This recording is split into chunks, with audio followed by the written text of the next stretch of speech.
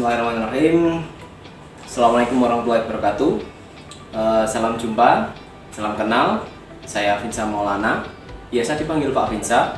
Saya mengajar di Teknik Bisnis Sepeda Motor SMK Kesuma Margoyoso Pati. Dan pada video kali ini saya akan berbagi ilmu tentang keselamatan dan kesehatan kerja yang biasa kita sebut K3. Tapi sebelum itu, bagi yang belum cuci tangan, silahkan cuci tangan dulu dan selalu ingat untuk jaga kebersihan diri. Baiklah, kita mulai.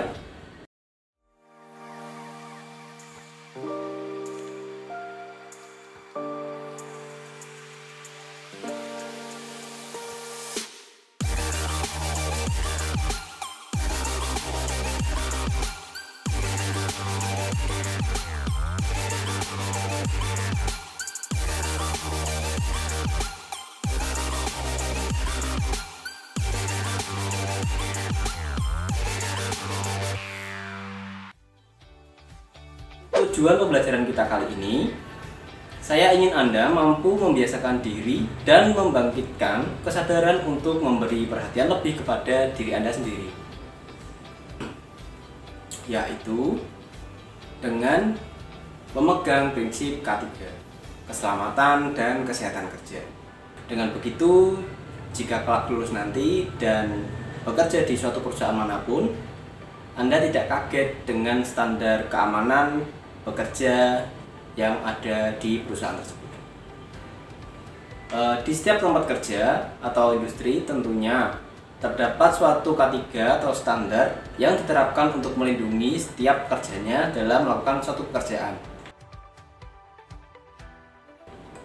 Definisi K3 sendiri merupakan sebuah prinsip untuk melindungi keselamatan, kesehatan semua pekerja yang sedang melaksanakan suatu pekerjaan agar terhindar dari kecelakaan dan penyakit kerja, serta agar membuat pekerjaan dapat berjalan dengan efisien dan aman.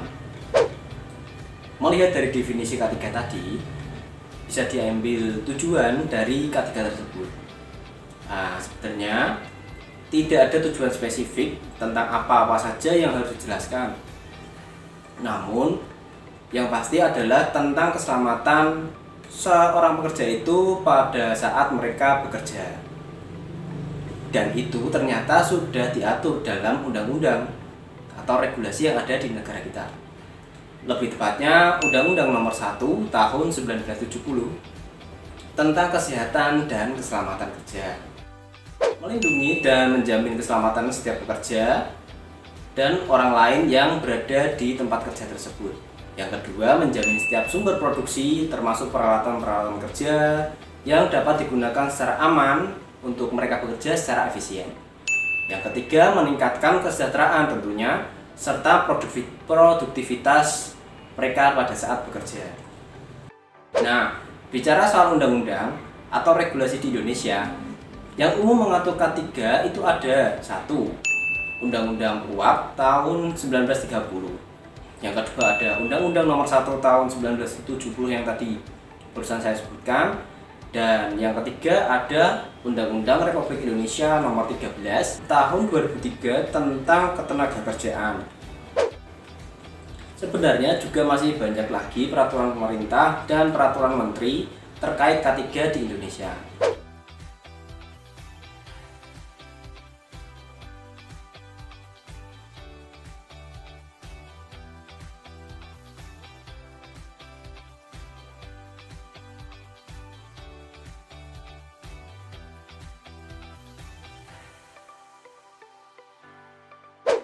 Nah, jika merujuk pada undang-undang yang tadi saya sebutkan atau regulasi-regulasi manapun, entah itu Indonesia ataupun internasional yang berlaku, tentunya terdapat prinsip-prinsip K3 yang harus kita taati.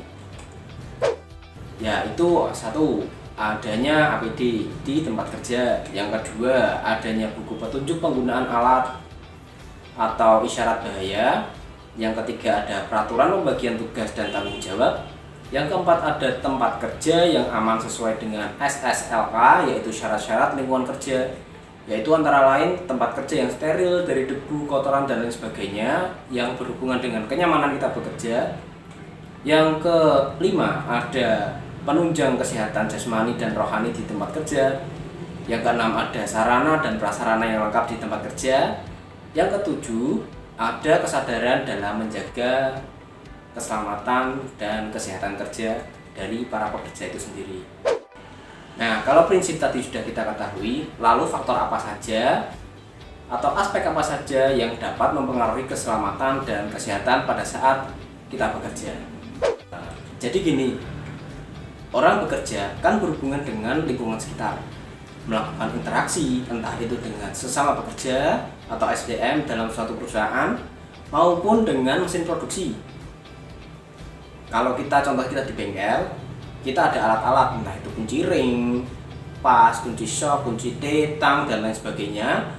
Dan terlebih lagi ada interaksi antara kita seorang pekerja terhadap limbah-limbah di industri. Contoh kalau misal di pabrik itu ada limbah buangan.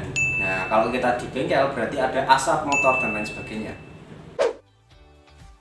Dari narasi barusan bisa disimpulkan kalau faktor yang mempengaruhi keselamatan dan kesehatan kerja ada 3, yaitu 1, beban kerja, yang kedua kapasitas kerja, yang ketiga lingkungan kerja. Beban kerja sendiri merupakan beban fisik, mental, maupun beban sosial dari kepada pekerja, sehingga upaya untuk penempatan pekerja yang sesuai dengan kemampuannya perlu diperhatikan oleh perusahaan. Yang kedua, kapasitas kerja. Kapasitas kerja itu banyak tergantung pada tingkat pendidikan, keterampilan, kesehatan jasmani, ukuran tubuh, serta keadaan gizi atau kesehatan dari pekerja tersebut. Yang terakhir, yang ketiga, ada lingkungan kerja. Lingkungan kerja sendiri berupa faktor fisik, kimia, dan biologis, ergonomis, maupun psikososial. Kalau tadi adalah faktor dari seorang pekerja, kali ini ada aspek yang harus diperhatikan oleh sebuah perusahaan untuk menjamin kesehatan dan keselamatan para pekerjanya, yaitu ada 1, lingkungan kerja, yang kedua, alat kerja dan bahan-bahannya, yang ketiga, ada metode kerja. Untuk lingkungan kerja sendiri, harus memperhatikan kondisi lingkungan kerja yang memadai, mulai dari aspek fisik, yaitu tentang kebisingan, tentang getaran, suhu, dan lain-lain. Tentang yang kedua ada aspek kimia, yaitu berupa bahan-bahan kimia yang digunakan untuk proses produksi. Yang ketiga aspek biologis, aspek ergonomis, yaitu tentang kenyamanan seorang pekerja pada saat mereka bekerja. Ada juga aspek psikososial, yaitu misal pekerja melakukan sebuah kesalahan terus dia merasakan sebuah stres atau tekanan karena kesalahan tersebut. Itu masuk dalam lingkup lingkungan kerja. Yang kedua, alat kerja dan bahan. Nah, ini adalah semua alat dan bahan yang dibutuhkan suatu perusahaan untuk melakukan proses produksi ataupun kegiatan jasa. Alat-alat kerja sendiri merupakan penentu dalam proses produksi. Tentunya soal kelengkapan, kondisi alat yang harus diperhatikan. Misal contoh, kita ada di bengkel. Contoh saja, ambil saja di bengkel.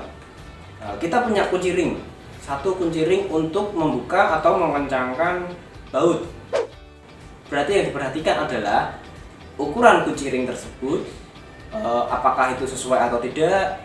Yang kedua ada kondisi dari alat tersebut atau kunci tersebut masih layak atau tidak, entah itu kondisinya seperti ini atau masih bagus seperti ini.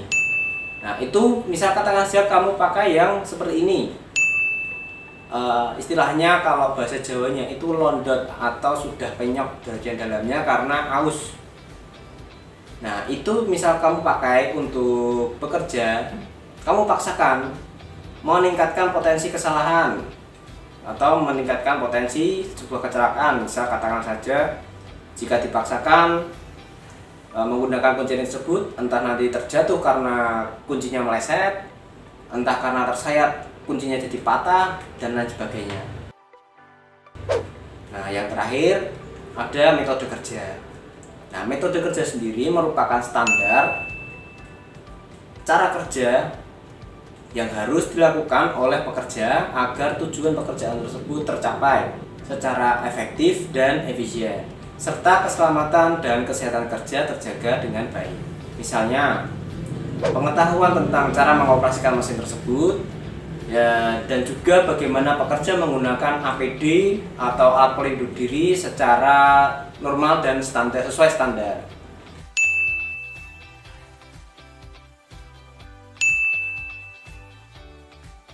Jadi mungkin seperti itu saja yang bisa saya sampaikan pada video kali ini mengenai pengenalan tentang definisi, prinsip, tujuan, aspek-aspek faktor dalam K3 yang mempunyai peran besar tentunya dalam dunia industri, entah itu industri produksi ataupun perusahaan jasa.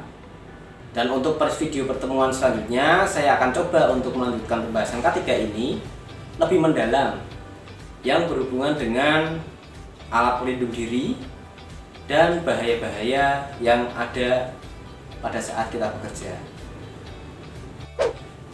Ya, jadi seperti itu perjumpaan kita kali ini. Jangan lupa sering-sering cuci tangan, jaga kesehatan, jaga kebersihan, dan sampai jumpa di video selanjutnya.